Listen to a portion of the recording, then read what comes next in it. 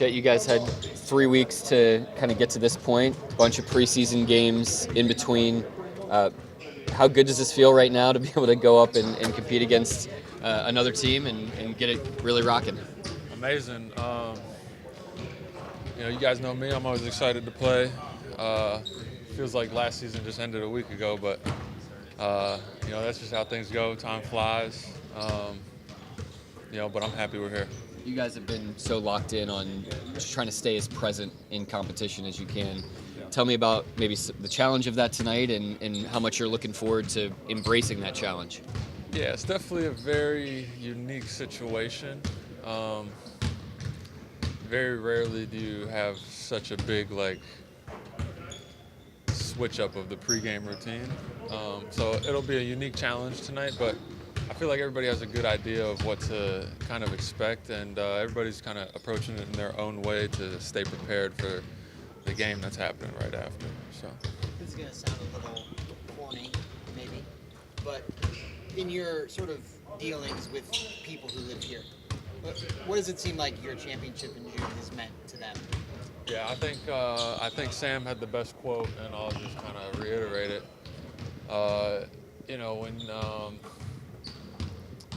When I leave in the summer and I go home, or I'm training out in LA or wherever I might be, people say congrats, congrats on the championship, et cetera, et cetera. But when you're here, people say thank you, because a lot of people don't realize, it really does a lot for the community, especially playing into the playoffs and having all those extra games, the extra boost for the economy that it brings. It puts people in bars and restaurants, puts people in hotels, so it really does help a lot of people out around here. And, I think all that comes from, us just having fun and playing basketball. Sometimes you can lose sight of that, but, I think everybody around here is appreciative and understanding of that, and we try to reciprocate that by kind of going out every night and laying it all out there. If you're able to defend your title, that means you'll be playing 9 months from now. That's a long time, as you well know. So here in October, how much are you using those words, title defense? Honestly, I don't think we mentioned it once today. We're going over game prep. We're going over, game planning for the Houston Rockets tonight. We're going over where we need to be better. Worrying about what's going to happen in June is exactly how you end up not playing in June. So we're not even thinking about that. Chet, you guys obviously had a lot of success with the big lineup last year. What do you think of this lineup that the Rockets are filling out there? Yeah, it's kind of crazy. Just before I was in the league, everybody wanted to be, 6'6" all across their starting lineup, and now, you see the Rockets, they're almost 6'11" all the way across the lineup. So it's weird how basketball trends like that. It seems like a lot of teams are, picking up more bigs, putting more bigs on the floor, especially together. And everything has trade-offs. Going big has positive and negative trade-offs. Going small has positive and negative trade-offs. So, I'm kind of excited for this season to, see how it goes kind of across the league. And obviously, Houston has two really good bigs, in Adams and Şengün. And, it's something we definitely have to game plan for.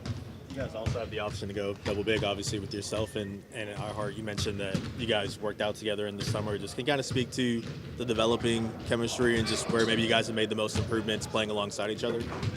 Yeah, I'd say the biggest improvements just come in our individual games, working on what we needed to work on this summer. And, I think it does great things, like you said, for our chemistry to do that together and kind of see the work that each of us is putting in. It makes you believe in the other person even more. And, I think it was extremely productive and helpful. And, I hope to keep working with Hart down the line. As a team in the preseason, it seemed like you guys got more of those half-court alley-oops, just executing and getting an alley-oop, either you to Hart or somebody to you. Is there anything you feel like you guys are sharper on that has allowed for some of those things in the preseason? I feel like some of it's just natural. Over time, you start to kind of just feel those plays, see those plays.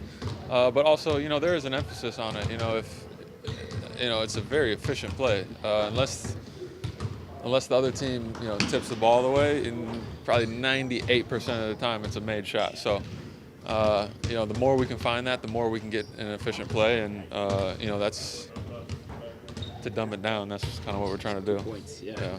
What do you think Katie kind of adds to the Rockets? Same thing he adds to any team that he joins.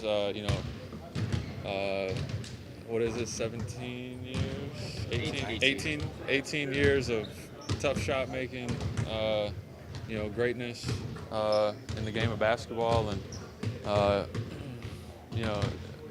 we talked about Şengün and Adams being great players. He's one of the great players, and, we got a game plan for him as well. Just going back to your answer about the city, how much are you looking forward to just the atmosphere inside of Paycom Center tonight? It's hard to say. It'll probably top a lot of other outings, but I'm sure it will, and I'm sure the city's juiced for it, and we are too. The Thunder is beginning the new season 2025-26 at home against the Houston Rockets. I've got Jaylin Williams, Jay Will here alongside me, and Jaylin, obviously, this has got to be so exciting for you all in so many different ways. First of all, you get to put the preseason behind you. That was a lot of games in a short period of time, 3 weeks of training camp. But then you also get to celebrate last season, turn the page, and get back to what you all love to do best, which is competing together as a team. How do you kind of put tonight into context and what you'll get to do at Paycom Center? Yeah, super excited. I think everybody's excited. We're excited for the experience of being able to see our rings and see the banner go up. But I think we're also super excited to continue to grow as a team, that this is our first time lacing up the shoes in the regular season, and it's another chance to get better. So I think that we're all super excited to go out there and compete.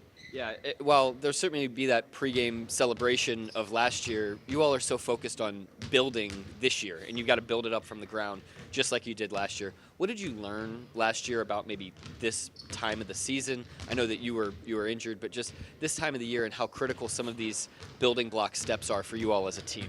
Yeah, I think going into every season, we take the first game as serious as we did the 82nd game or the 47th game, whatever it is. I think we take it as serious, and I think you got to look at it as every game is a chance to get better. And the same things that we're going to be, or that we were doing in the playoffs last year, showed up in game one. So we know we got to go into this game just preparing to be the best team that we can be.